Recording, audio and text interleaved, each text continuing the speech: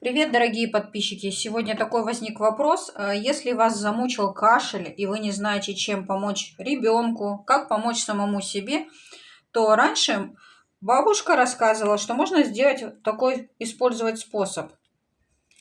Так, раньше, конечно, можно было использовать только один жженый сахар, то есть его жарили сахар на сковородке, и он хорошо, эффективно помогал от кашля.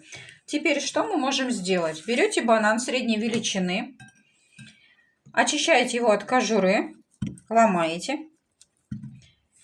Это средство очень хорошо пить на вечер в состоянии в теплом, и у вас тогда кашель ночью не будет. Теперь этот банан тщательно мы перемешиваем и делаем из него кашицу. Все, получается, банан я хорошо перемешала. У нас получилась, вот смотрите, такая однородная кашица. Эту кашицу мы перекладываем в стаканчик.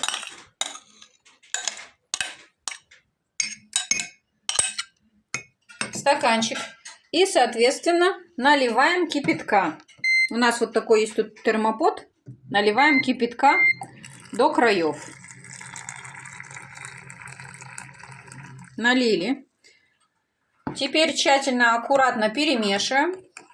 Это средство можно давать деткам, если нет аллергии на именно банан. Но в любом случае нужна консультация доктора. С доктором обязательно проконсультируйтесь. Наше видео носит информационный характер.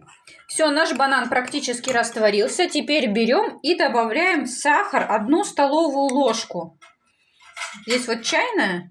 Нам нужно 2 чайных. Все, теперь тщательно перемешиваем наше средство. Накрываем на 15 минут. Так как здесь полностью кипяток, ждем остывания. Через 15 минут можете уже принимать это средство. Желательно его употреблять перед сном. Кашель вас тогда не будет мучить. Будьте здоровы. Приятного аппетита.